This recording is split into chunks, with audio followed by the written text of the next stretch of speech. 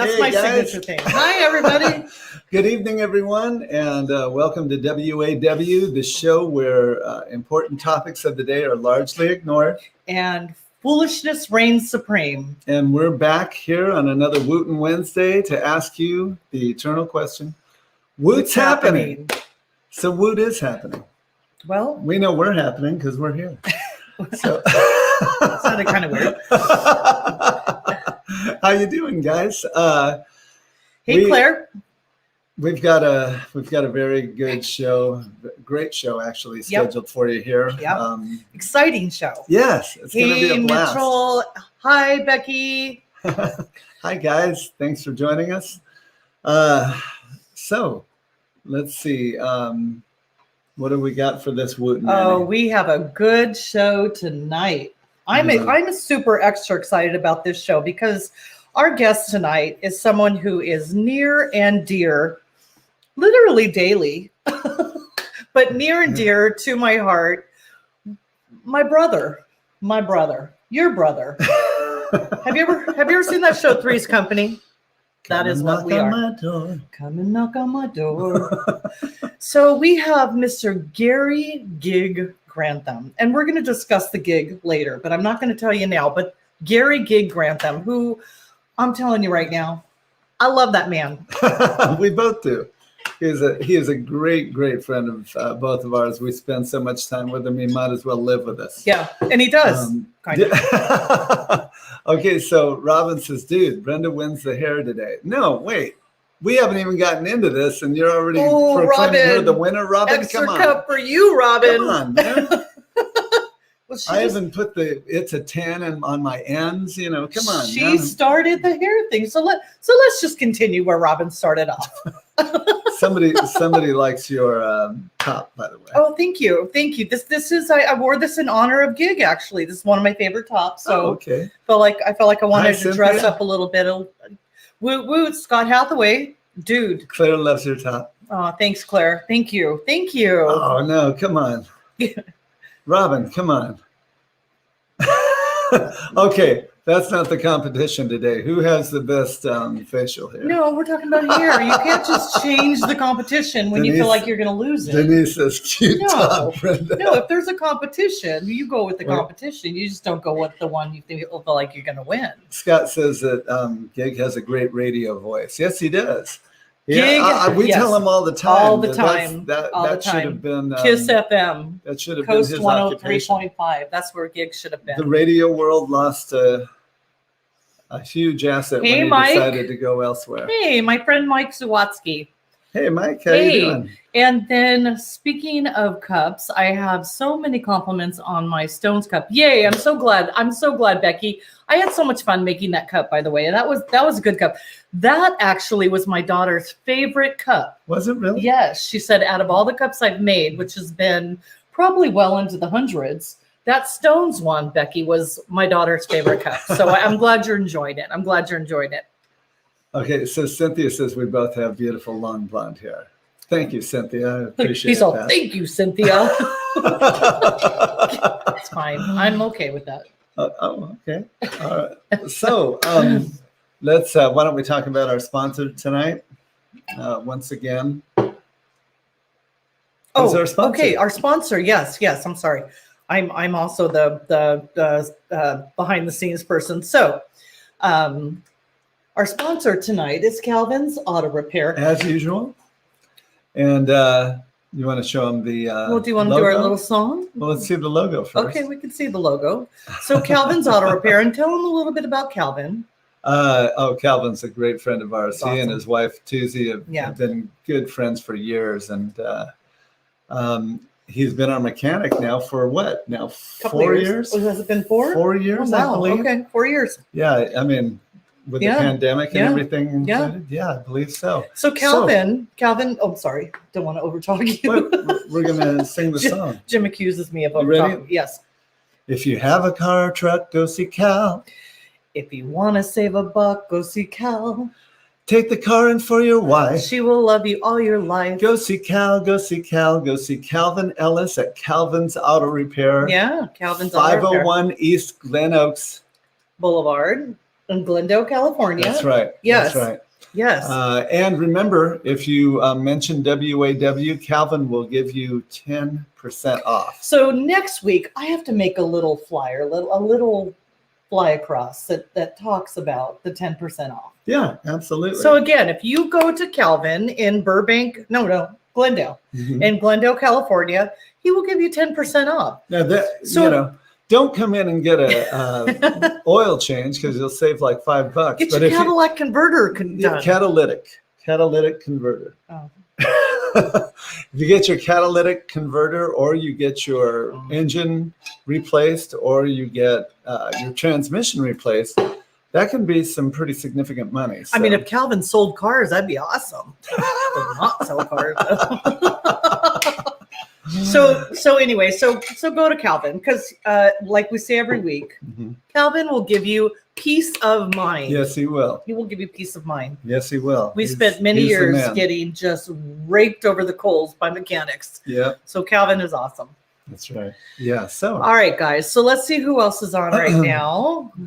Dog Spot Carla. Can't type. Hello, Carla. Like Carla. We love Carla. She likes Cadillac converter better. I like that too. By the way, Carla and I are. Carla, are you making fun of me?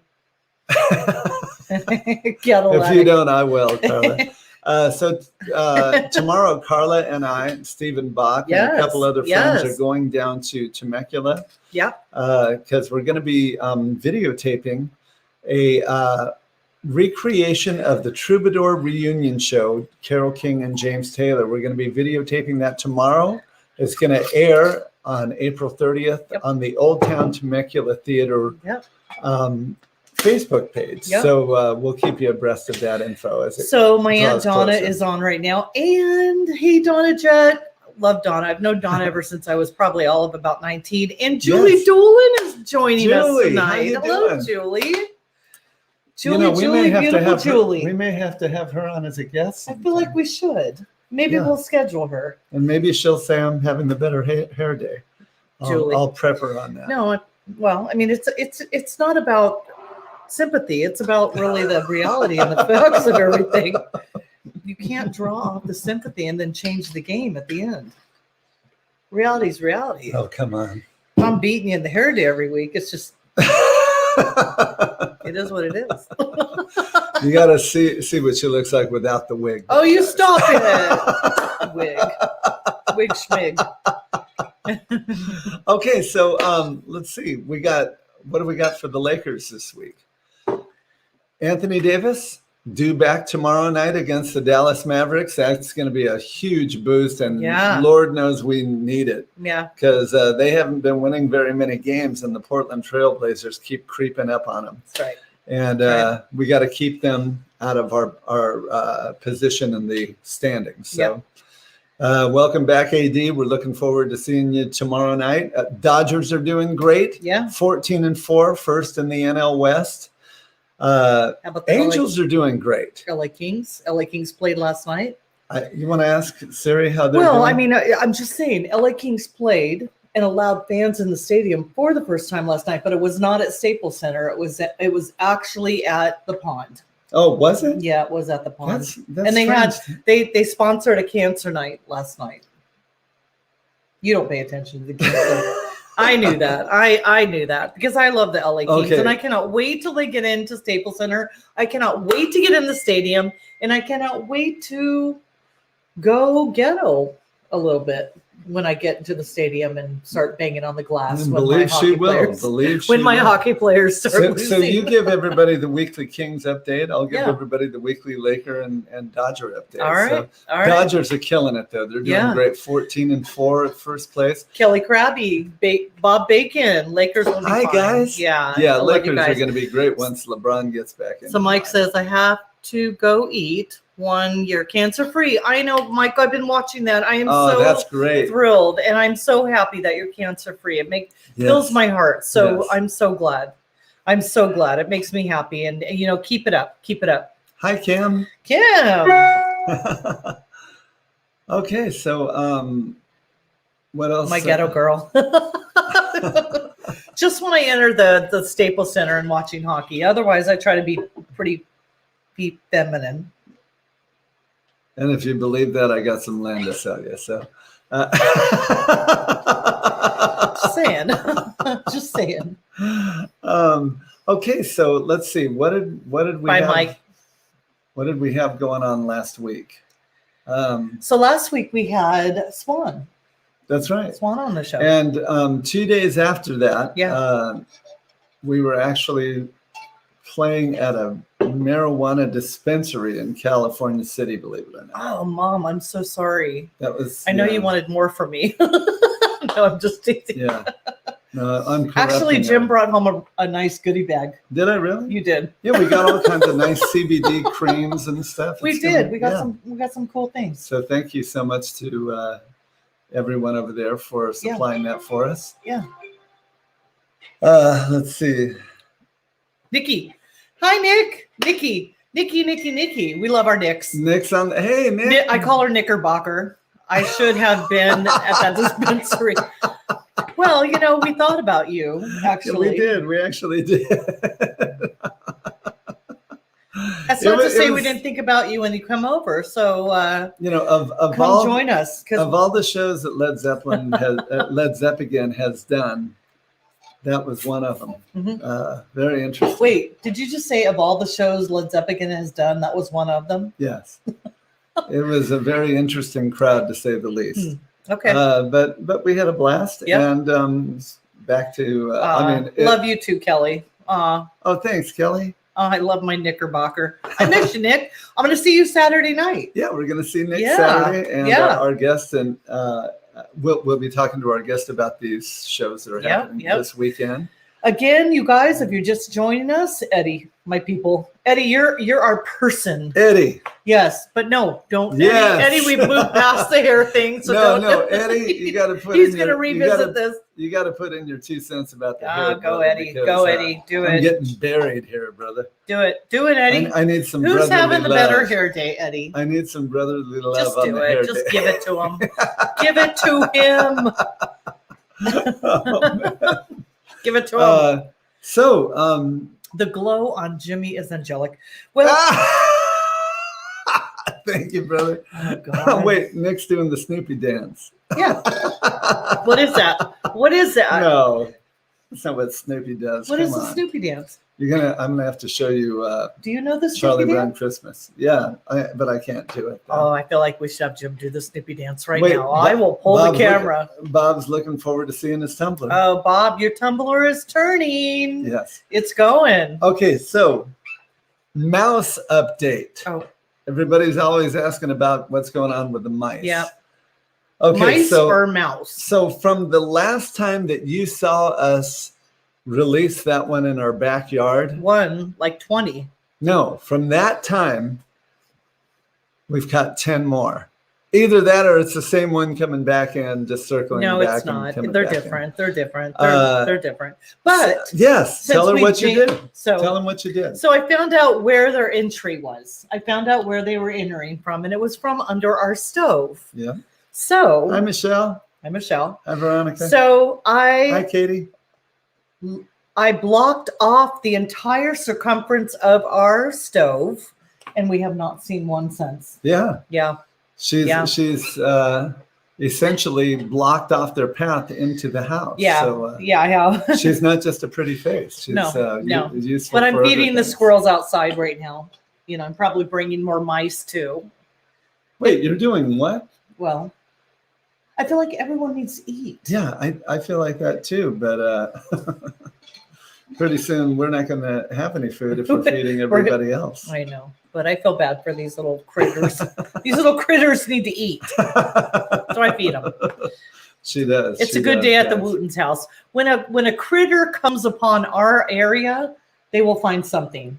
Michelle says, "Yay, Brenda the Mouse Slayer." There you go. But I don't slay them. No. I capture them and I release them. I don't. And here's my thing. I don't feel like it's my right to kill anything. I feel like they're trying to survive. I don't want them in my home, but I don't feel like it's my right to kill them. Right? Do you feel that way? I don't know. I'm indifferent on that whole thing. I just don't feel like it's my right to kill them. It's not my right, because you know what? Honestly, they're trying to live. They're trying to live too. And they're gonna, if we were mice, we would be trying to get into people's homes, get shelter, get water, and get food, right? All I'm worried about is get candy.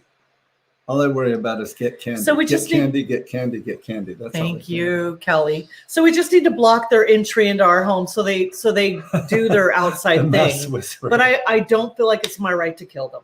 Not my right to kill them. So anyway, that's my 2 cents. Wait, Kelly wants to have a Phil says he feels the same way. Wait, don't kill the mice. Kelly wants to have a mouse catching party with you. No killing our mouse friends. Not my right. It's not my right to kill them. She loves you. Wait, you don't love me too, Kelly? All right. Well, Would you? Why do you keep on trying to do that? You keep on trying to. I'm wondering if let someone give me a compliment. I'm wondering if my presence is even needed on this show. It is. If you wore a shirt like this, it might be more needed. Yeah. Eddie says that Mickey Mouse is singing your praises somewhere. Well, I mean, honestly, okay, who agrees with me? I know there's some mouse killers out there.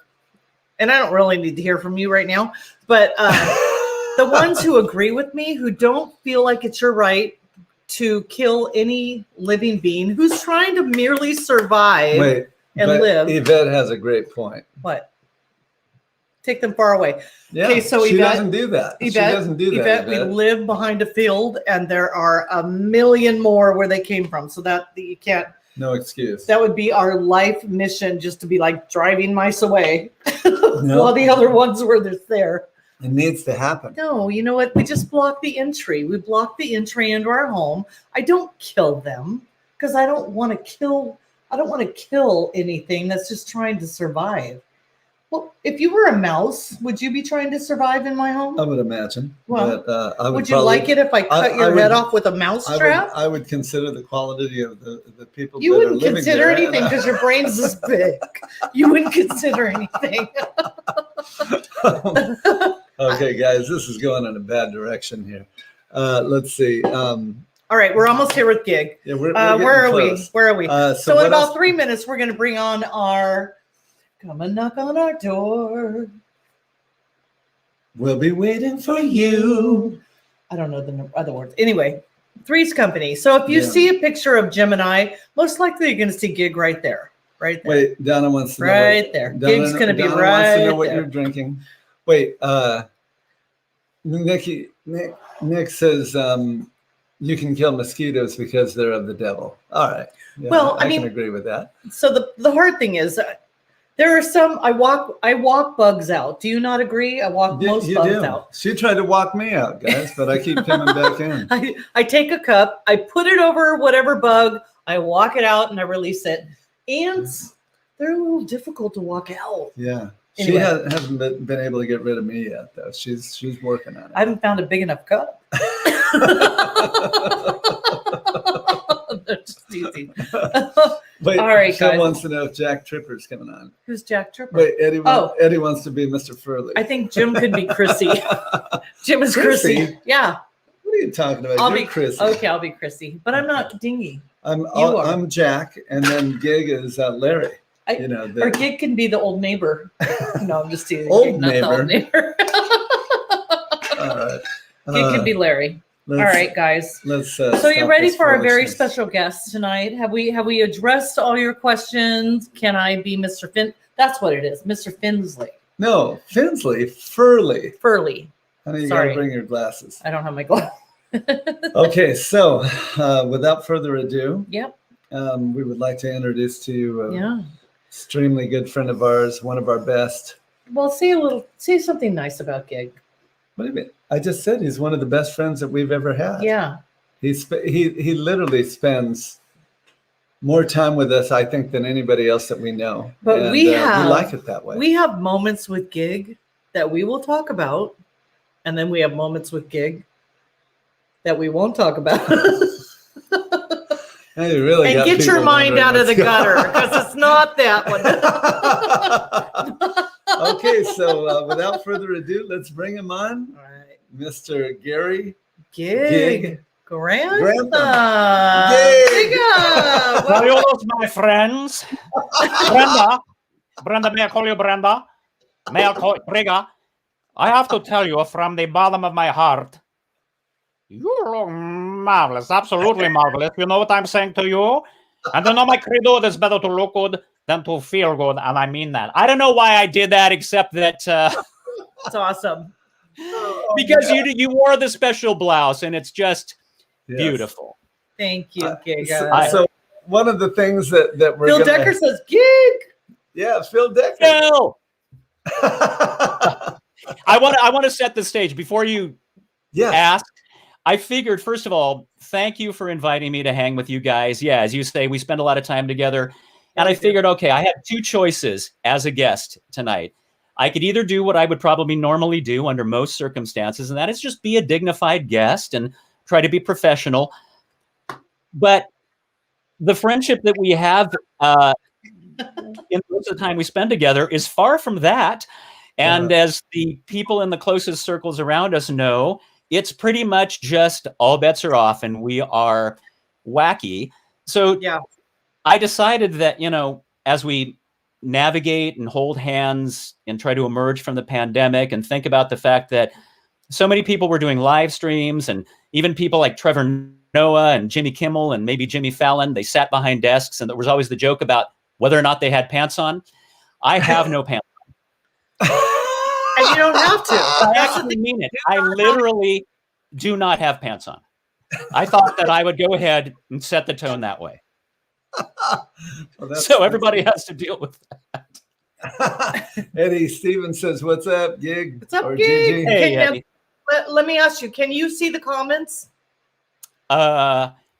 Yes. Yeah. The ones that you were highlighting. Yeah. Right. So I'm gonna put those comments up. Oh, broken finger. Yeah. And if you want to, I'll throw them up as they come, and you can address them as they come. They're coming in they're flying in right now. So Phil says, what did Phil say? They want to see your finger. Show them your finger, Gig. It's actually not broken. It's a bad sprain. It was I could make all sorts of, and I have, silly, kind of off trail jokes about how this happened. But the fact of the matter is, I was literally opening a cupboard. The last joint of my ring finger on my left hand got caught in the handle, and I strained it hard pulling away from it. So it's, I can only just play slide now, I think. Yeah. You got a built-in slide. I was going to say you have just a built-in slide going on. That's awesome. Okay, so but now we want to make the most efficient use of our time here. Yeah. So let's just bust right into Gig's background. Yeah. So Gig and I have a very similar background. In fact, what year did you guys meet? First of all, well, no, we're talking about like his background as a child. Man, there is some incredible similarities between the two of us. Some things we won't even mention here, but for one thing, we both. Yes, I have a size 16 shoe. Yeah. I'm sorry, I just derailed that. Please go on. No, we both have very musical families. Both of Gig's parents were musicians, and so were mine.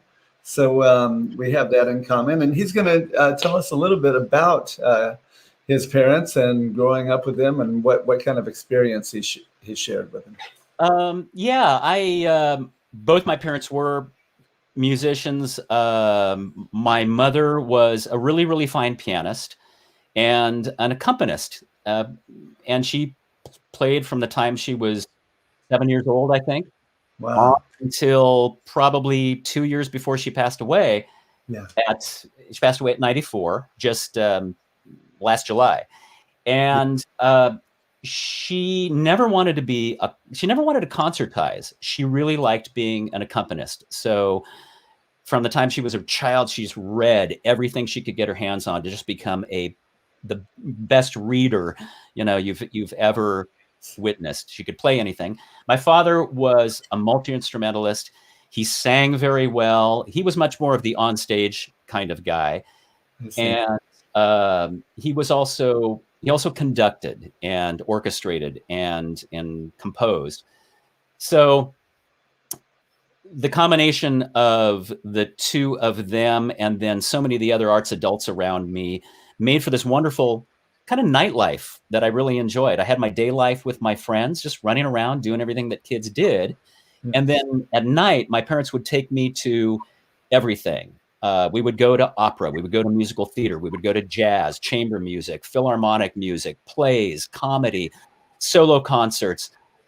Most of it. I had to kind of discover rock and roll on my own, but all of those early experiences, especially just sitting in theaters and watching the magic that could happen there, informs everything I've ever done artistically ever since. You know, sometimes to my detriment, but you know, but I like it. Yeah. No, Gig. When your mom finally realized that you had joined a rock and roll band and she came out and saw you, did she say, "Where did I go wrong?" She loved it. She was very supportive. She was so supportive. She was so lot supportive. Of our shows. I love seeing your mom at your shows, and I loved watching her face when she watched you play. Oh yeah, she was. I think she was proud. You know, I had my mom 30 years longer than my father. My dad died in young, I mean, like the age of 60 or 61. Wow. And so I had my mother for an additional 30 years. And so, you know, I think that she just liked the fact that I came back around to loving the arts as much as I did and wanting it to be what got me up in the morning. Yeah. That's great. That's great. So there's a question. Did your mother teach you music? My mother tried to teach me piano for a little while. That didn't last very long. It probably lasted a couple days longer than my dad teaching me violin. Wow. I think violin was the only instrument my dad studied formally. So yeah, you know how it is being a kid. I wish I had had the discipline back then to really, really work hard and just drink theory in and, you know, become a really good reader. But, you know, I either wanted to just grab an instrument and start making music, or I wanted to play basketball, believe it or not. There you go. Man after my own heart. A Gig. So over the years, prior to you becoming a full-time musician, what kind of other occupations did you engage in? I sold pants. No, I did all sorts of things. You know, I did. Well, you know, I was the thing I wanted to be most, although music was always there for me, was an actor. And so I did that. I kind of went that route. I joined the unions. I did professional work, and so I waited tables. And most jobs working for some company often landed me in a supervisory or management type of position, whether I wanted it or not. Brenda and I have in common is she knows that we both worked for the Glamour Shots high fashion photography company. We did. I managed a studio for a couple of years, and I kind of hated it. So they said, "Can we give you any other job?" I said, "Create a training and development position for me." So I became a guy who developed management training programs and things for that company. And I had a business for 15 years prior to deciding to actually go arts full time. And we were called California Touch Up, the mobile automotive paint repair experts. That's right. We were the guys that could come to the driveway of your home and effect really, really high-end paint repairs on the bumper of your car that was scraped or scuffed, or the low valances, or the doors, or whatever. And we became the touch-up guys to the stars. I mean, we really did. You know, imagine in LA, guys would rather give up their wives, children, and homes than deal with, you know, a scrape on their Porsche or their car. Yeah, I know. So you can still, if you dig deep enough, look at things like old Ferrari chat boards and find guys, talking and say, well, I need somebody to, fix the scrape on my, F460 and they'd say, yeah, you got to call Gary of California Touch Up. He's the man. Yeah. Of all the things in life that I ever thought I'd become the man at, that was it. I was the guy who could paint cars. How long did you do that? I did it for 15 years. 15 years. Wow. The great thing was, again, it was entrepreneurial, which I tend to be. And it was working for myself and establishing the way I was going to do business. And once again, that carries into everything that I do now. That's right. Developing, not only having the customer relations and customer service ethic and answering the phone and converting calls into appointments, but doing it the way I believed I wanted to see it done. And you have some funny stories. I think there's a Cloris Leachman story. Well, you just blew the punchline. Sorry, what did I blow? You're not supposed to say who it was.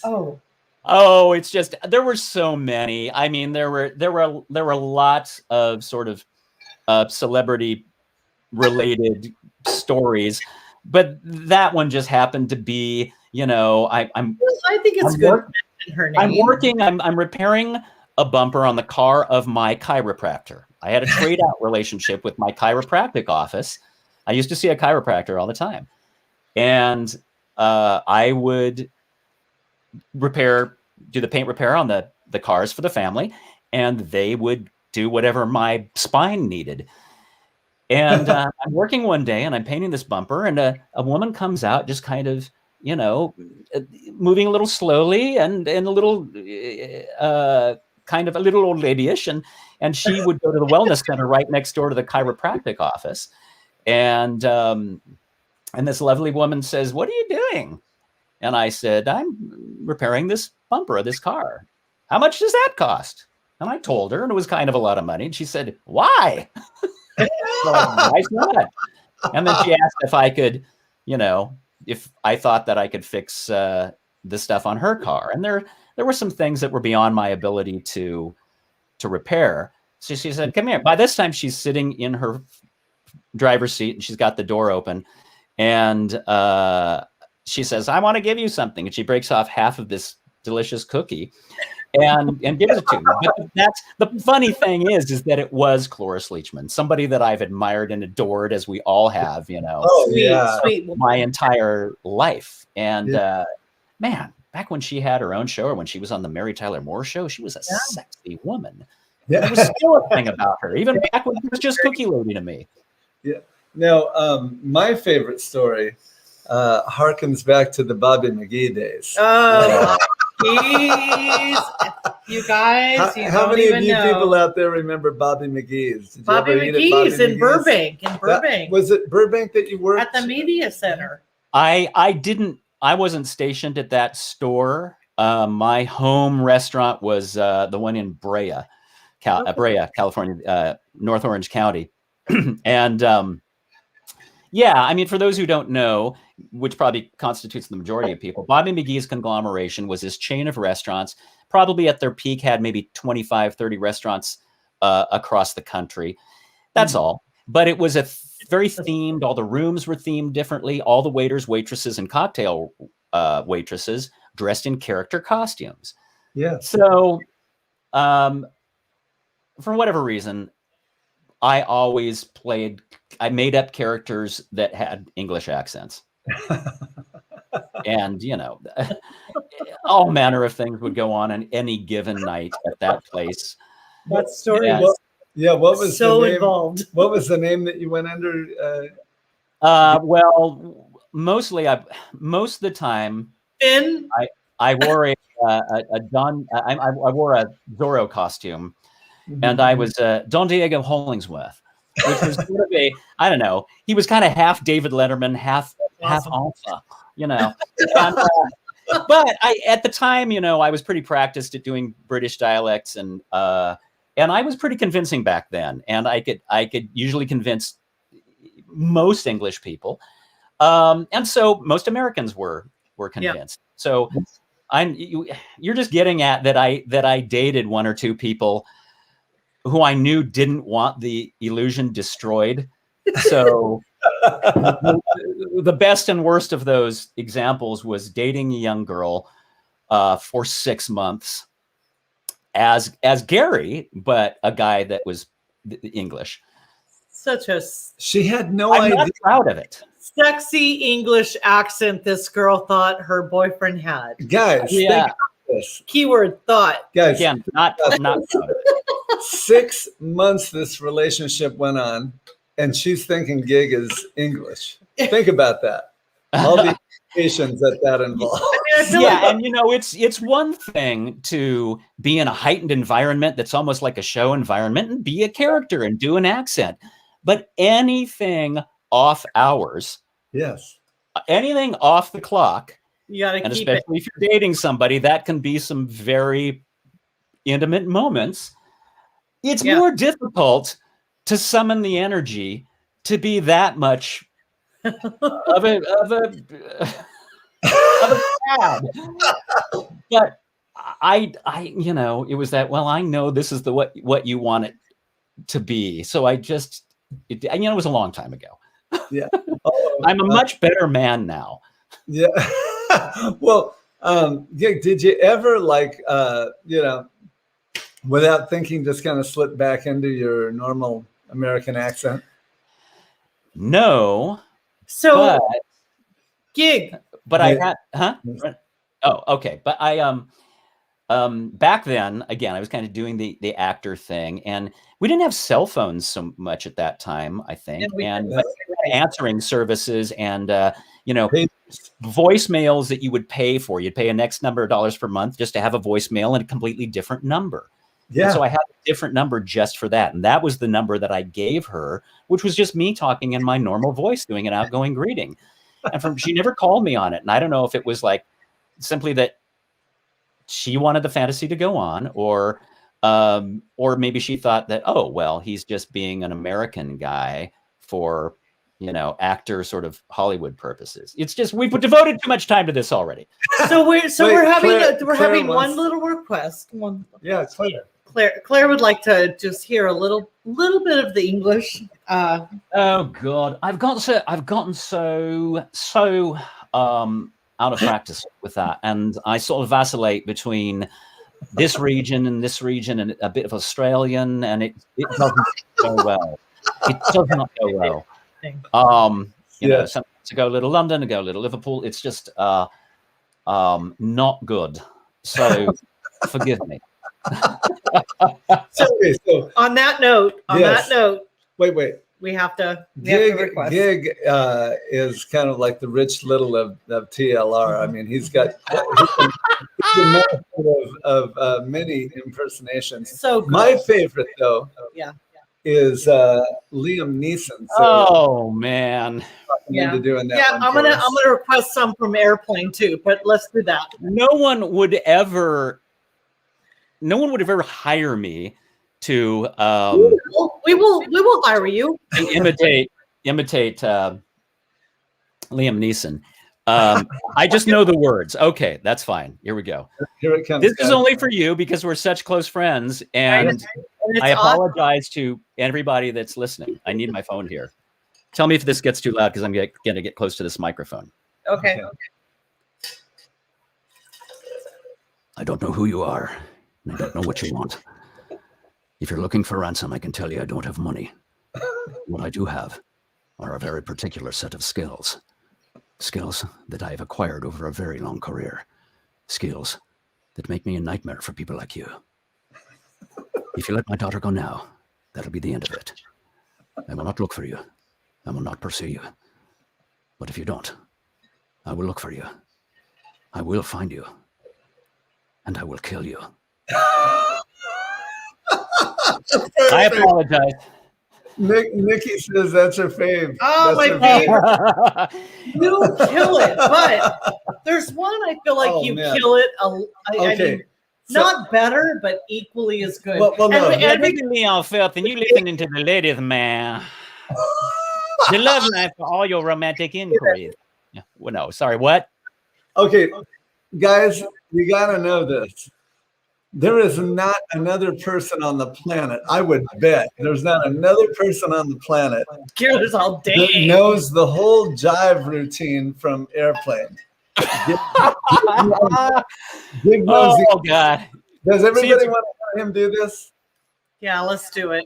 All Does right. everybody want to hear him do it? I do, and that Okay. let's do it. Okay, so This is amazing, guys. so set this up. Set this up. This is the conversation between the two African Americans in Airplane that are sitting next to each other, and they speak jive. Yeah, in the movie Airplane. That's right. God, this is such an insight into who we really are. All right, let me see.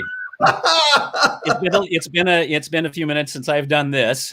Probably some game night I did this or something. Nikki's waiting. Yeah, Nikki's she's- Okay, all right. I'm going to try.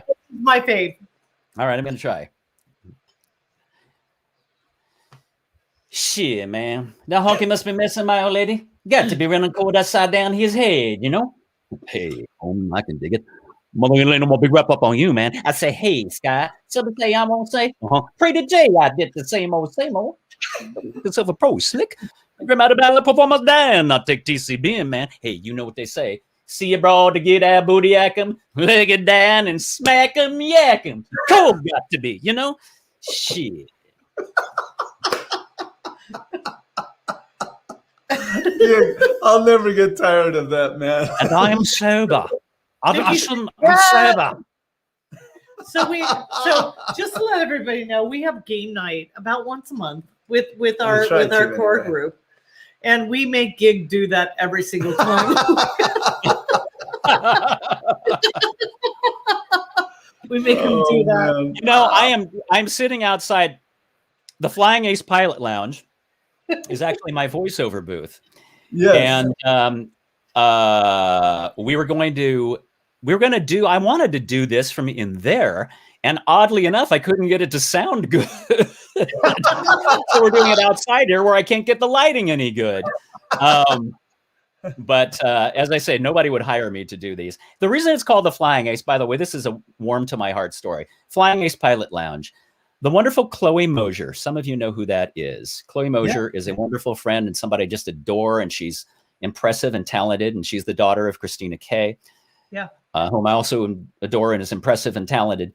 And Chloe gave me that sign, the Flying Ace Pilot Lounge.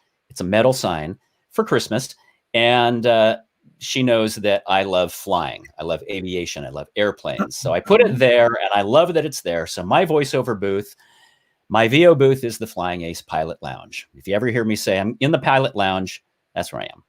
Now, Gig, you have some aspirations to become a pilot. Yeah. Is that correct? I've always wanted to. Yeah.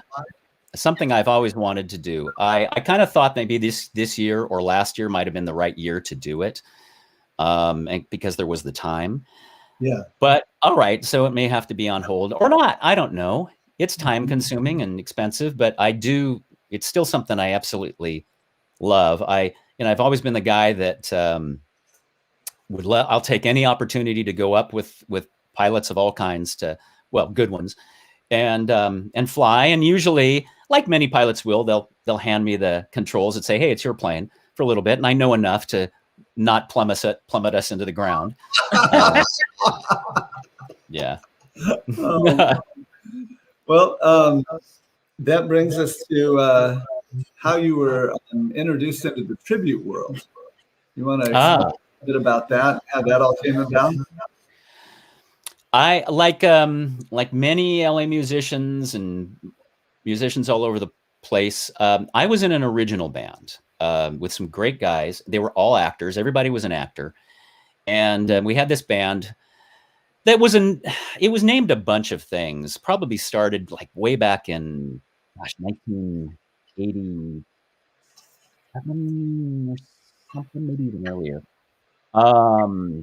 My buddies Larry Poindexter, John Lindstrom, Jeb Brown, Phil Ward. We started this band. It was called, we gave it actor names like The Method and Hiatus. And we played regularly at places like the Central, which later became the Viper Room, and all over Los Angeles. And we started getting okay and writing some pretty good songs. Yeah. It became we were Johnny Sacco for a while too, you know, a giant robot. And it became a good roots rock and roll band. So a small independent record label started by two wonderful women who had worked for large labels. When they started their label, they wanted our band to be the first act that they signed. And they put us in a studio. We recorded an album under a 3-album contract, and they worked that album really, really hard, to their great credit. And so the album became a pretty quick ad, or some of the emphasis cuts on the album became a really quick ad on some then AAA and Americana charts. Yes. So that we got managed out of Nashville. But again, by this time, we're not 23. We're all getting into our mid-ish 30s, and we're thinking, okay, then what? And then what? You know, we're not babies anymore, and can we sustain this? So that we all sort of laid it down. But the opportunity arose. There were some guys putting together a band that were, I think they did mostly covers. Gary Hagen, our great friend, who now plays in Mirage, and he was one of those original guys. And to cut to the chase, myself and a guy who then played Lonesome, our friend Mark Allen, were asked to audition and come into this band that was forming when they decided to be an Eagles show. So that goes way back to 1999. And not nearly the proliferation of tributes. And so we didn't really know much about what was in store, what kind of money could be made. But we heard numbers sort of tossed around, and that was intriguing. And we thought, well, if we're going to do it, let's do something that's challenging. Again, the High Lonesome, the original band, was a heavy harmony band. Yes. We were even sometimes compared to the Eagles in writing and the harmonies. And so I was kind of prepped and ready to do something like that. So we brought the band together in late 1999, talked about it, took a break for Christmas, started rehearsing in January, rehearsed 3 and 4 nights a week for several months. We multi-track recorded every rehearsal. Wow. And dissected it to try to get accuracy. And then I think March of 2000 performed our first show. So that's just been a climb and trying to keep the gas going since then. But it's been a pretty marvelous ride. And I've said this before. If you would have asked me years ago, I would have thought that the tribute wave would have crested a long time ago. Oh yeah. But it's amazing how much of a tsunami it still ends up being, and it's been a pretty wonderful place to be. Yeah, absolutely. And by the way, guys, Gig is the only original member remaining from TLR. Yeah. Let's see. I joined. Well, they played their first show in 2000. I joined on in 2004, and I think the first show I did with you guys was at Universal Studios, right? Yeah, I remember that show. So. I love that show. That was a great show. That was a lot of fun. Yeah, at this point, you and I are the only 2 people remaining that played that show. That's right. Right. We've so we've tried to count how many people have passed through the ranks of the long run, and we're in the 40s, 50s. We haven't come to an exact number yet because we feel like we're missing a few in there. Guys that may have played a show here or there. But it's right. Right about 41, 42. I remember that show. It was in the middle of City Walk. That's right. And it was right by the theater, right? Yeah. It was that. There was the Hard Rock Cafe off to our left, and they used to do some. And I was happy because I loved Eagles, of course. Yeah. But so let's talk about Gig and Gig. What Gig does now? Castle Entertainment. Well, he still does TLR. Well, I know he does that. But What other endeavors are you involved in now? A lot. Nothing. So Gig should have been the top host of KFI. What? I should have been what? The top host, KFI. Oh. FM. Telling you. Well, anyway, no, that are better than all of those boys. Oh, that's very nice. Yeah.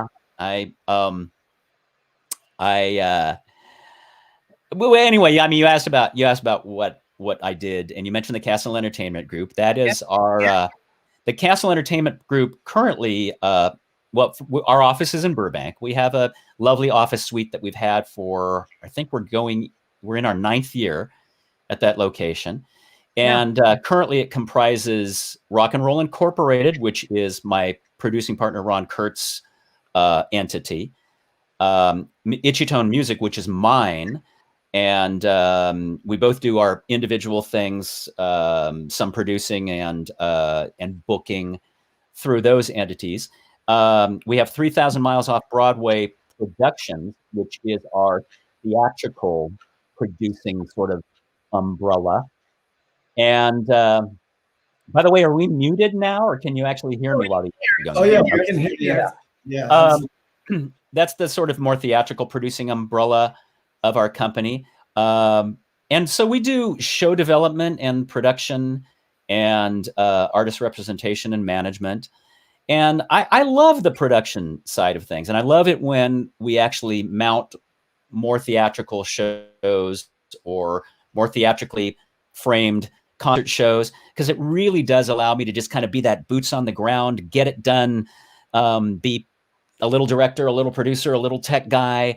And it kind of recharges my batteries somehow, because again, going back to my childhood, I was so entranced, so enchanted with what was possible in a theater, in a controlled environment. So, and so does all of our band and everybody that's passed through it, that I kind of have that bent toward, man, when we can control our show from the, house lights going down, so to speak, to the time they go up, and to control the environment and give people an experience. That's what really turns me on. Yes. Yeah. So, and we have Studio 180 now too, under the same roof. I was going to say, let's talk a little bit about Studio 180. You got a picture of it there? Yeah. Let's see what Studio 180 looks like. Yeah.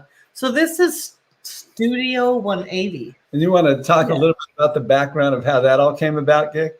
Yeah, this is a room that it's a room in our office suite that has been occupied by a couple of different theatrical talent agencies, and it's been used as a conference room. It's really only about as big as a one-car garage, but it had sat empty, not being occupied and not being subleased for about a year and a half. And one of the complaints that people would have about it from sort of an occupant point of view, not that they had many, but it didn't have any windows. There were no windows in this office to the outside. Yeah. So I decided one day during all of this, I was going to create a place that benefited from not having windows. So I thought, I want a little video place. I love to make creative spaces. I'm far better at the project of creating creative spaces like my VO booth here or Studio 180 than I am at using them. But Studio 180 is starting to be used. You guys did a little, right when it was brand new, you guys did a little WAW from there. Yeah. So we obviously, as you saw, we've got green screen capability. We have dark black screen capability. We have infinity white wall capability. I built sound treatments for the entire room, so it sounds nice and kind of just dead enough in there. We have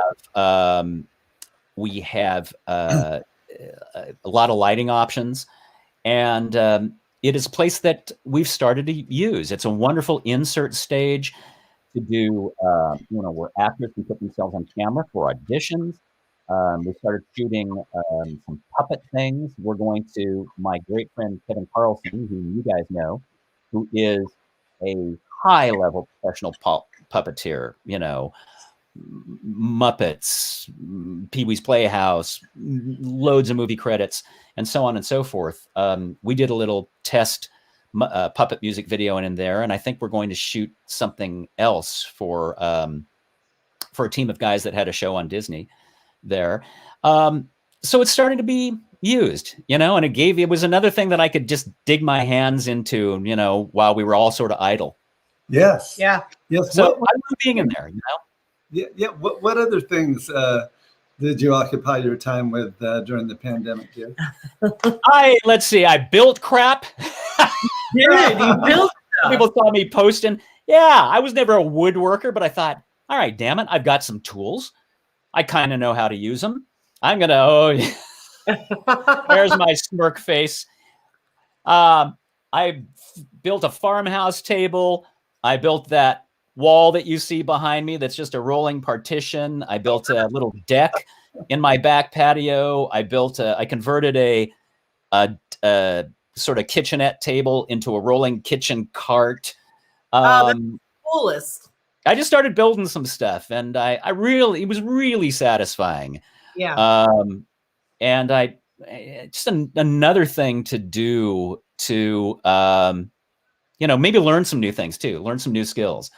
Yeah. So yeah, that was, and I've also started, I've started smoking things, and I don't mean things that you inhale.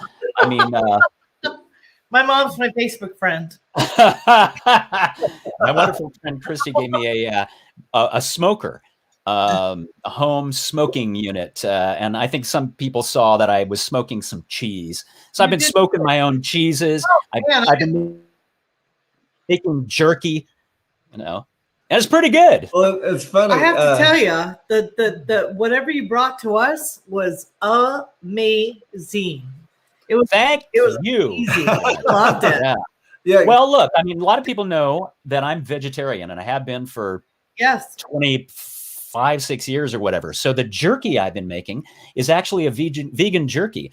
But so good. Nobody I've given it to said, I can tell. Everybody's like, this is great. It's vegan. Are you kidding me? I wouldn't know. Well, Gig, we during the time that you were building all of that stuff in your backyard, it made it tough on the rest of us that are, lazy, and don't do a whole lot. Because I would be like, Gig's building shit. Wait. Sorry. This is my a family mom's show. Yeah, sorry. I'm done. All of us that are not, inclined to build things like that. To basically do anything. Yeah. So we all had huge bruises on our arm because all our wives were saying, "Why don't you do that?" Why don't you build stuff? Yeah. Okay. Well, that's what some of us have to do just to reassert our masculinity. Yeah. Oh, you studs, you don't need it. Oh, man. So, Gig, let's talk about your mom, your dad. We did talk about it.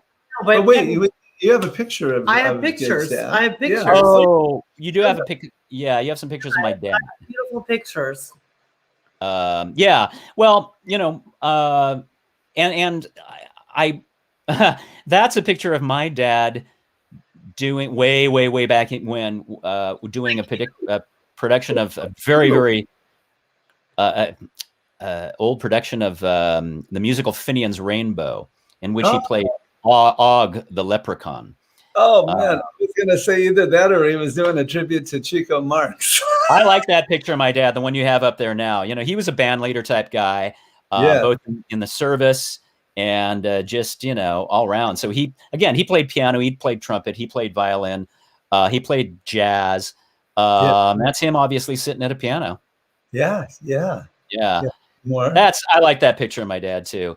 I have, as I was not able to find readily pictures of my mom, and there are some wonderful ones of her, especially also at the piano, because there's a lot of stuff, personal stuff, memorabilia that's still disorganized because it was so relatively recent that she passed. So there's a lot of stuff that's kind of in disarray, and I was scrambling. Come on, I have pictures. and I just didn't find any. But for whatever reason, I had a few pictures of my dad kind of more close at hand. Yeah. So yeah. Well, I have to say, every encounter with your mom was a beautiful woman, gracious, and she loved her son. Yeah. And supported her. Yeah. She was. I mean, oh, go ahead, Brennan. Yeah.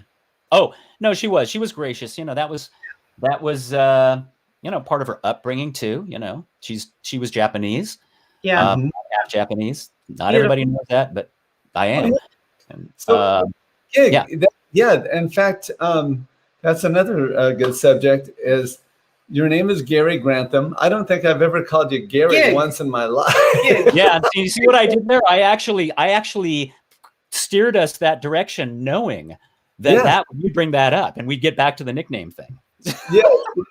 Yeah. Let's. So, can you enlighten everybody as to how you became Gig? I have been Gig. That's been my nickname since at least as far back as high school. And yes, my name is Gary Ichiro Grantham. Those are my initials, G-I-G, Gary Ichiro Grantham. Ichiro, baseball player, like the pitcher that threw for the Seattle Mariners, and then he went to absolutely. So he was Ichiro. That means first boy, basically, in Japanese. Ichi. So that's your middle name. Yeah. Ichi means number is the number one, and ro, R-O, makes it masculine. Ichiro. So my parents always said, and my mother kept on saying whenever it came up, when it came time for them to name me, they liked they knew my last name was going to be Grantham. They wanted to choose a G, like a G sound. They liked the alliteration. It felt strong to them. So they were going to call me Garth. I'm glad they didn't. So they decided Gary Grantham. Yes. And they thought, let's come up with something with an I, because again, as you said, Jim, they were musicians and they were performers, and they just kind of thought, if the kid ever went that direction, maybe became a performer or a musician, wouldn't it be neat, kind of cool to have those initials? So that's what they say, and I'm going with that explanation because I love that. Yeah. I like it. Well, when I first entered the group, Gig, I don't know if you remember this, but there were 3 Garys in the band. Yeah. And nobody was ever addressed by the name Gary. We had Gig, GR, and GH. Yeah, that's right. Confusing. Yeah. Of the over 40 people that we've had in TLR, 40. 2 of them have actually passed, and one of them was GR, Gary Richard. Yeah. Sorry. And the other one, what was the other one? Michael Hakes. Michael Hakes. Yeah. He only played a handful of shows with us, but he suddenly got taken by he was a stage 4 leukemia or something. It was leukemia. Yeah. Leukemia. Yeah. Caught it very late. Yeah. So, the band has been in existence for 22 years now. We were supposed to have our 20-year anniversary tour last year. And 2020. COVID derailed that, unfortunately. Yeah, but we'll do it again. Yes. Yeah, we'll do it. Yeah, we'll do it. What else can we talk about? We can't be out of time yet.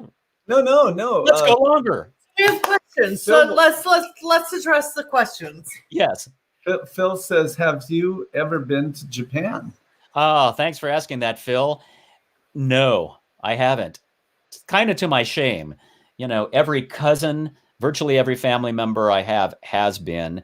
And, as you know, Jim and Brenda, of course, intimately, our work has taken us so many other places. And our work has taken TLR on more than one tour through Asia.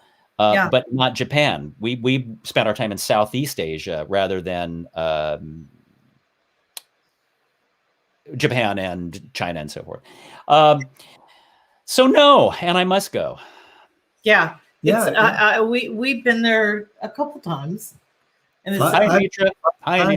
Yeah. Hi, Anitra.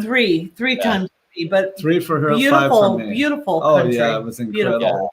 Beautiful. I'll never forget the second time out there, Gig. We did a week-long tour with Jimmy Sakurai, and playing in a group called, man, what was the name of that group? Do you remember? Von Zepp. And literally, Swan and I left to come back to the States.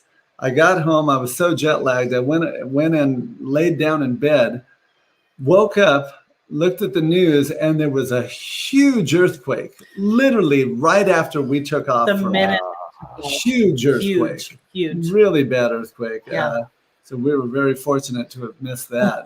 You guys got to go, I think, to both places that my grandparents were from. Jimmy, I know Jimmy is from Fukushima. Yes. Jimmy Sakurai. And that's where my grandfather was from. And I know you guys went to Kyoto. I don't know if Junko is from Kyoto, but that's where my grandmother was from. And so the closest I've come is, Brenda, you bringing me a Starbucks travel mug from Kyoto. Yeah, I did. Wait, did I not bring you any cherry blossom Kit Kats? You brought me nothing. You just said, "Oh, did you bring him anything, honey?" Yeah, I got him this mug. Oh, that should be fine. I got you, Gig. I got you. Lori Hoffman just joined us, and she says, "Hi, Lori Hoffman." Her and Dave will be at the Gas Lamp on Saturday. Oh, good! Yay! And in fact, maybe we should bring up talk about the that gas subject. Lamp. Yeah. Well, not only the Gas Lamp, but Friday night. We have the distinction of being the first group to play in the Montclair Canyon indoors on a weekend. On a weekend. So that's the distinction, because I know others have played. That's right. Okay. Shows prior that have been inside, but this is actually the first one that they're doing since they're allowing people back into the venue on a weekend night. Yeah. Carla says she loves Kyoto. What a great story. I love Japan. I mean, I have to say, the people of Japan, the most gracious, wonderful people probably I've ever met. What an incredible experience. The time we went, it was amazing. They're amazing. But Friday we're playing at the Montclair Canyon. Canyon. You want to give them some details, Gig? Hey, Kathy. We'll be playing. Kathy says, "See you Friday." Gig, yay, Kathy. So, Gig, can you see the comments? Oh yeah. Okay. Kathy says, "See you Friday." We're looking forward to it, Ms. Guthrie. Friday, the difference, really the biggest difference between the way things normally happen indoors at the canyons is the start time. Yeah. We go on at 8 o'clock instead of the typical 9:30. And beyond that, of course, they are restricting capacity quite heavily. Last I heard, it was like maybe operating on a 15% capacity or something.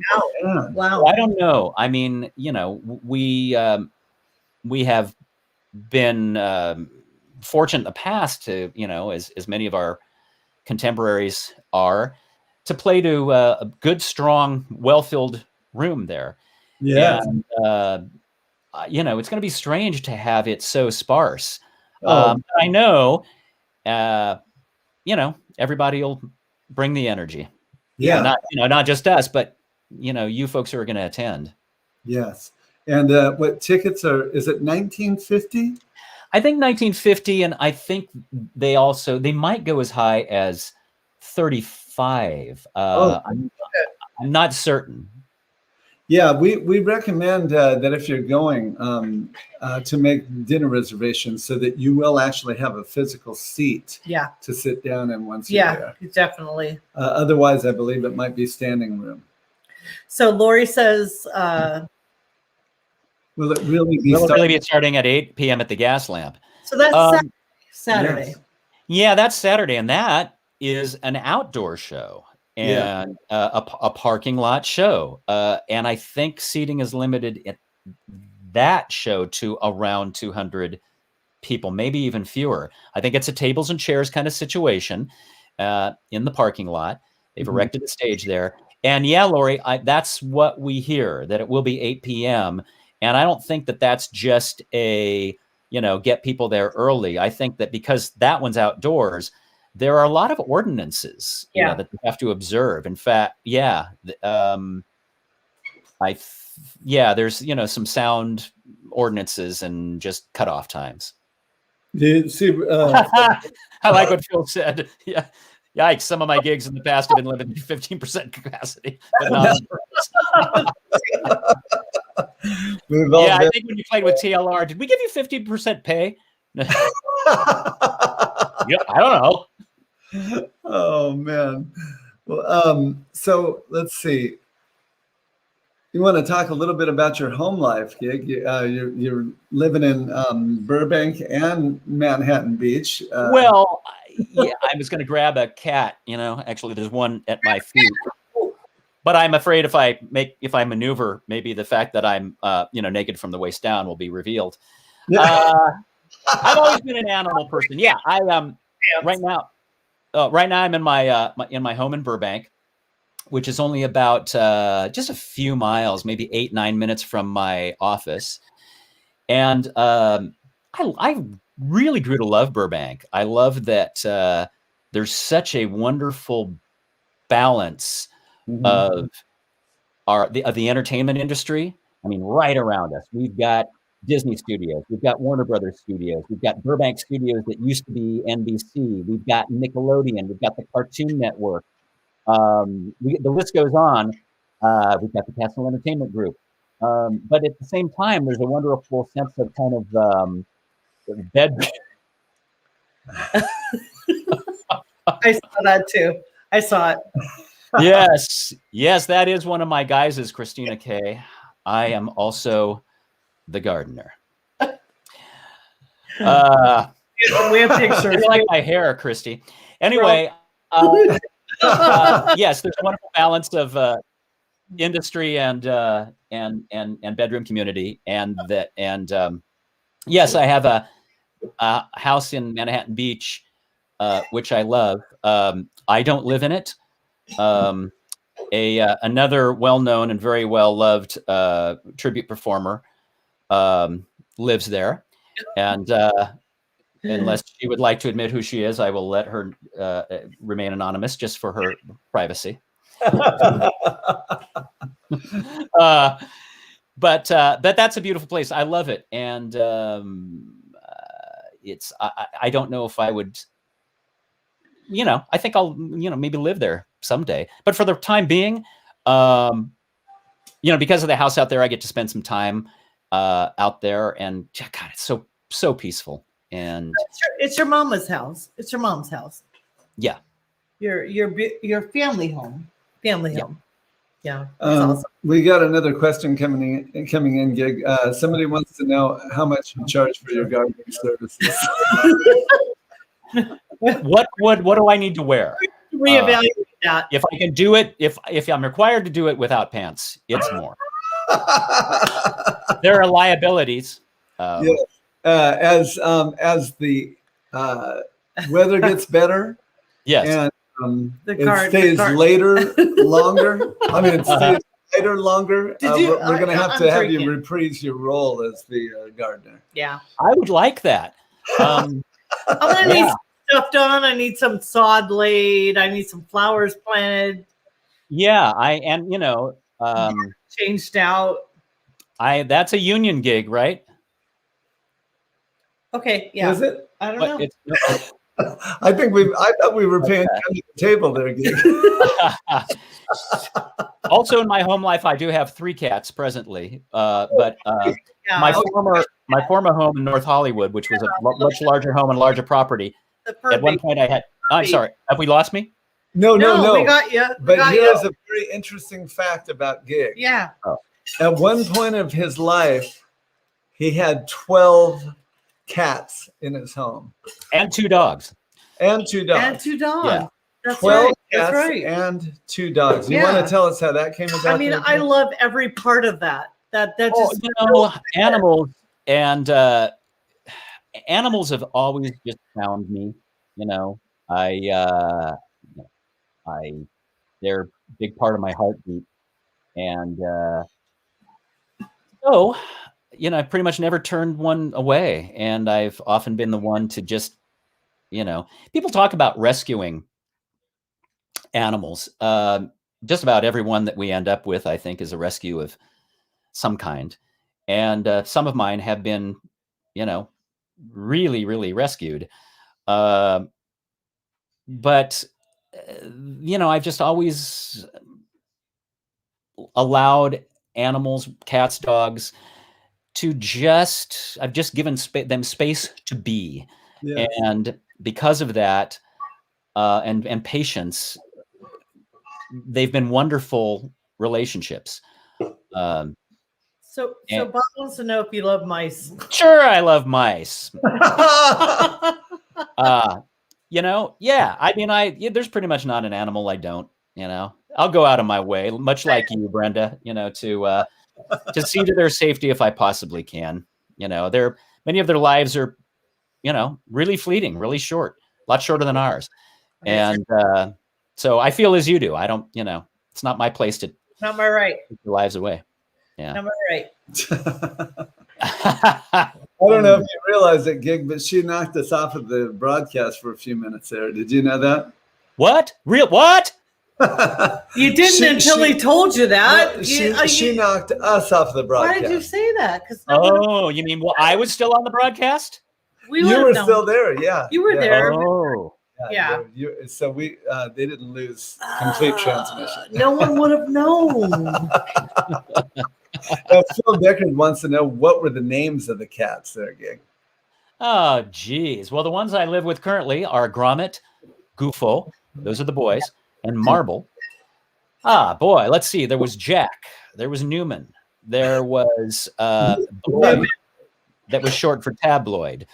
There was Penelope, who was like 25 pounds. I remember huge. Big Penelope was a big girl. Yes. Yeah, she was. There was Squeegee. Yeah. And there was Luigi. And there was Hoblet. And there was Oscar. And there was Felix. And there was Presley. The list goes on. There was my black lab, Bella. There was my dog, Bo. There was my dog, Potato. And, that's just like 1 year in one particular house. No, Christy says, never be on the phone with Gary when he's scooping the cat boxes. Well, Christy, as you know, they have been on the phone with me. Mean, Gary? What does that mean? I think it means, it means different things to different people. I think I talk to some people differently than the way I talk to others. So I probably, I think that's one of those things it's private. Ray says that I was just going to congratulate you on a glitch-free show. Oh, Ray. Yeah. This was actually user error, Ray. It wasn't a Wi-Fi issue.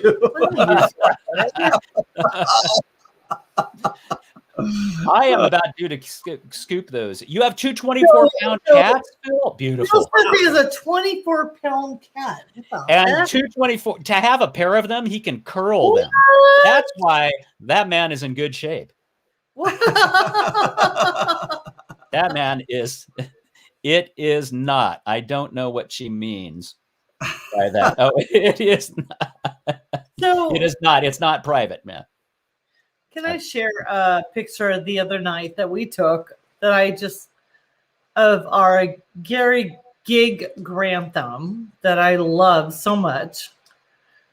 Because this is it. That's not that's in the backyard. I'm in back seat of our car. I like that. I actually really like that. Yeah, you threw that mask my way. I feel like it should be a profile picture. I think it should be too. Yeah, it's a good shot. I really like it. I should own that photo. Yeah. Yeah. Because it's who you are. It's who you are. Yes. Okay, so why don't we conclude the show talking about what's distinctive about TLR? What sets us apart from all the other tribute jackasses out there? I feel like he said that out loud. He said that out loud.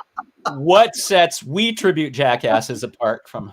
Honestly, in seriousness, I think the place that TLR as a show has come to is been one, like for many, that's been a long evolution. And I think that what we realized over time and cast changes, that we're at our best when we are, you know, recognizing that, as you've heard me say before, in the tribute business, we're really not in the music business, we're in show business.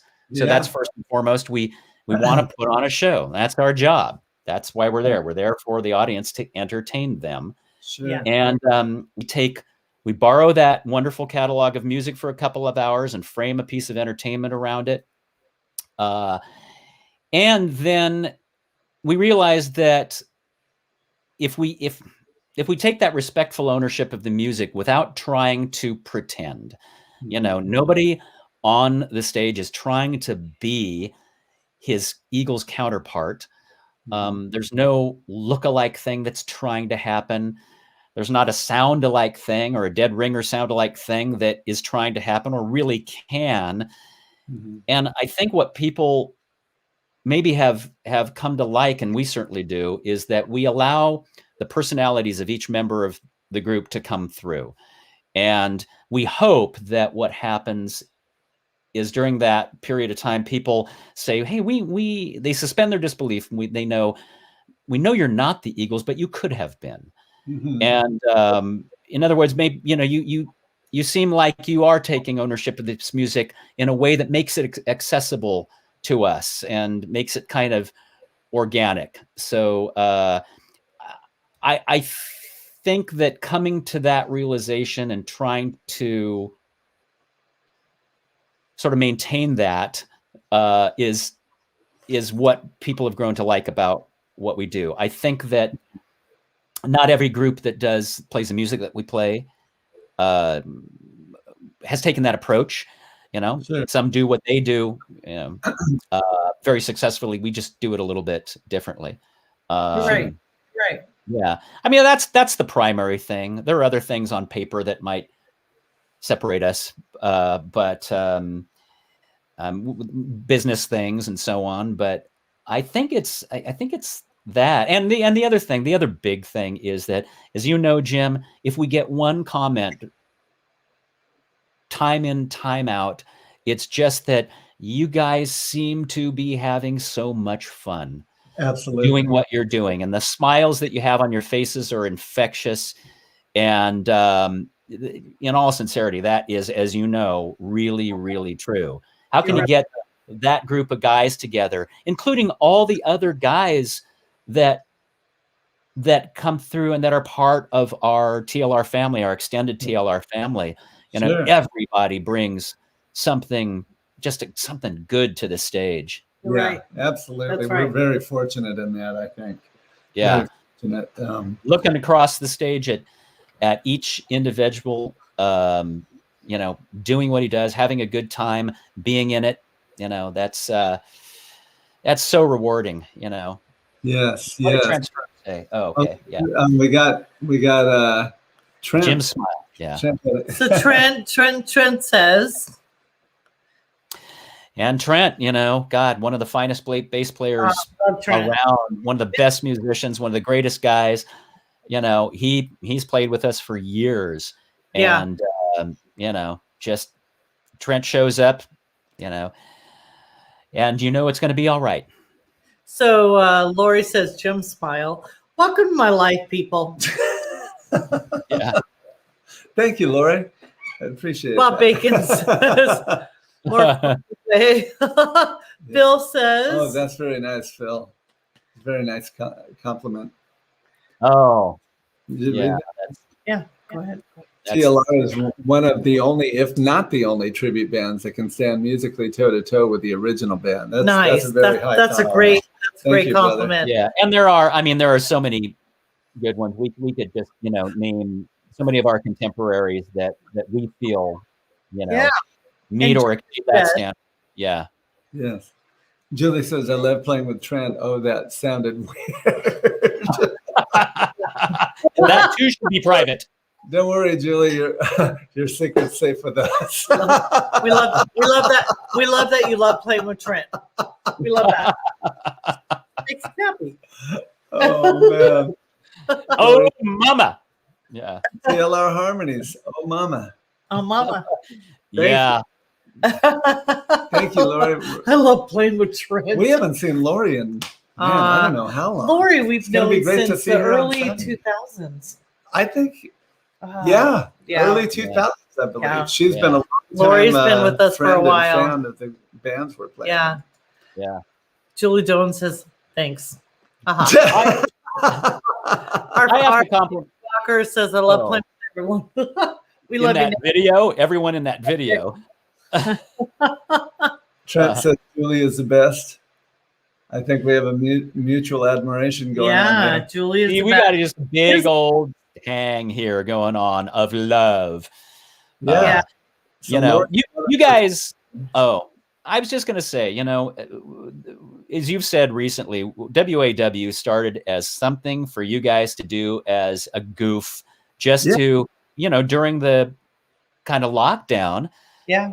To amuse yourselves and connect with everybody else. And the evolution of it, you know, has been quite something. And you're really you're getting a handle on this whole, you know, interview guesting part of it. And you're getting better and better at it all the time and streamlining it. And you've actually just got a thing now. You know? And you do look marvelous. You know what I'm saying to you? We're having a blast. Yeah, we're having we look fun. forward to it every week. Yeah. I was just kidding. I hate it. I'm kidding. But that's what I would say to you if I was at your kitchen, your dining table. We love it. We love that you would say that This to us. is what we do. Yeah. Lori says the last time she saw you was at an Elton John tribute concert. Oh man, that was years ago. Not years ago, because then a couple of weeks later she saw Led Zeppelin. Yeah. Wasn't years ago though, was it? Was it years ago? I don't know. I don't know. I can't even remember. You're gonna have to give me some years. I've completely lost track of time since the COVID things happened. Well, all we can say is Trent. we love our Giga. We are so proud of you and everything you've done, and we are proud to call you our come and knock on our door. I don't really want to be the Larry character, but I think it's fitting. The Larry character. We'll be waiting for you. Well, I could not. We always know when you enter our doors, it's going to be a good night. Yeah. It's going to be a good night. That's right. That's right. I know. Again, I could not feel the sentiment and return more completely.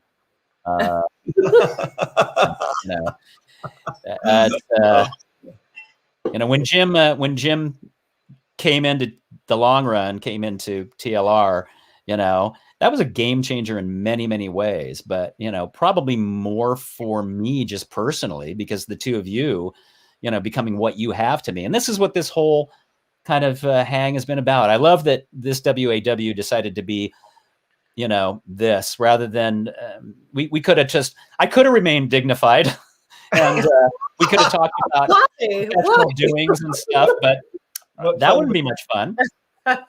And you know, the fact that once again I have no pants on is has made me feel just buoyant. Ray had a very nice comment. WAW is a great show and one of the few he tries to hurry home to watch. Oh, thank you, Ray. That's awesome. That means a lot. That means a lot. So hopefully we're not too much nonsense. So Sandra actually comment. Oh wow. Sorry, I missed it. You're planning a celebration of life memorial service. Yes. Yes. And heading to Washington for a funeral. All right.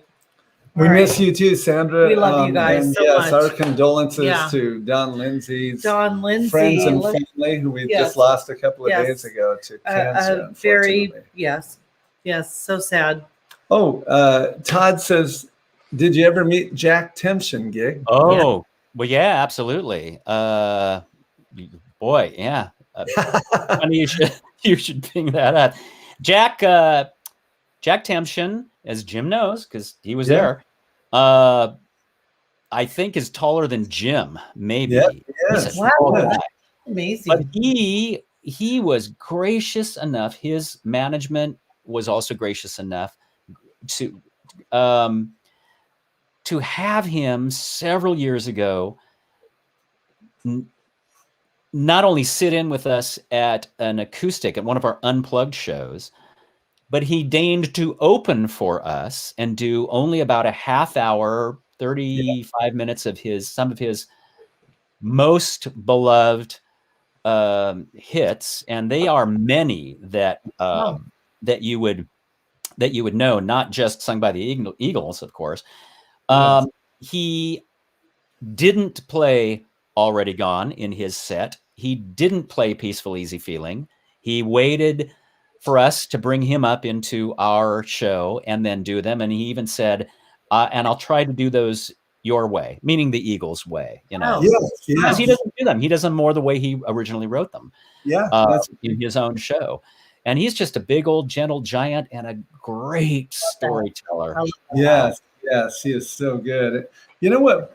It's funny, because I love Peaceful Easy Feeling. I love Already Gone. I love Smuggler's Blues. But I think my favorite tune that Jack Tempchin ever wrote was a song off of the Hell Freezes Over album called Girl from Yesterday. I just love it. I think that's one that we should try to get into the set at some point. It's a really good tune. Glenn Frey sings it, and Don Henley does a lot of two-part with him. But it's really a good song, Girl from Yesterday. Yeah, just a wonderful writer. Yeah. So Pamela says, see you soon. See you soon. Thank you, Pamela. We appreciate all your Thanks support. for hanging with us, Pamela. Thank you, Pamela. Yeah, so awesome. Thank you. Were you ever a radio announcer? He should have been. You know, I did. I kind of tried to go the.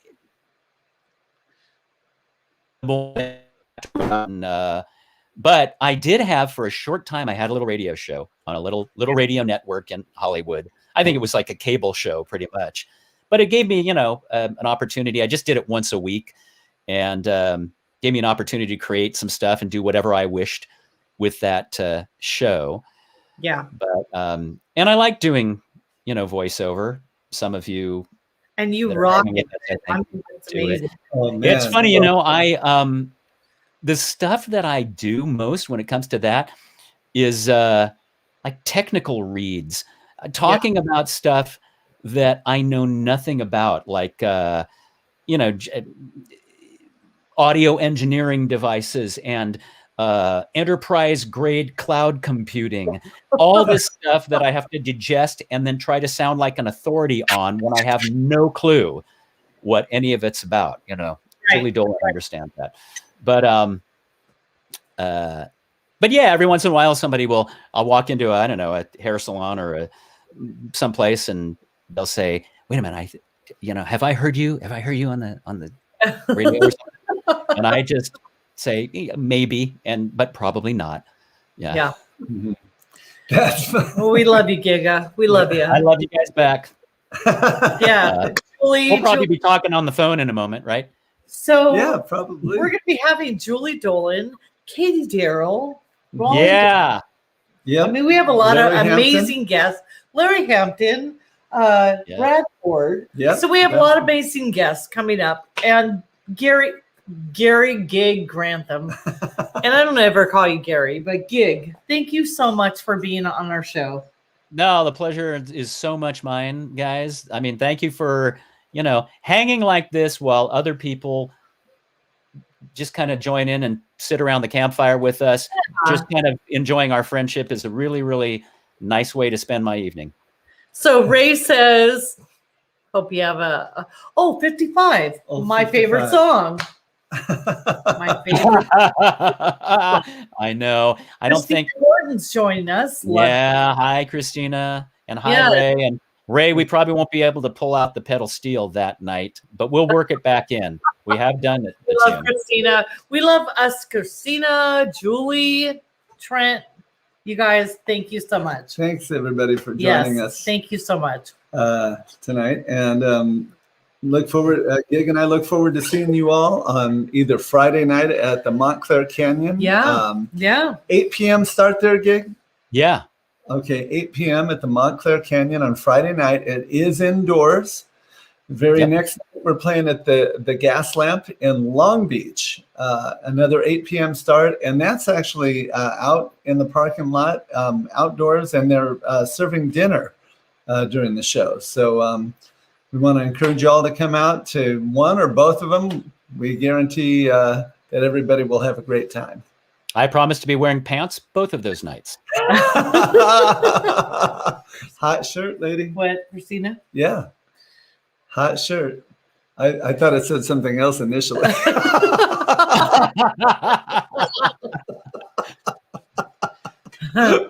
Oh, man.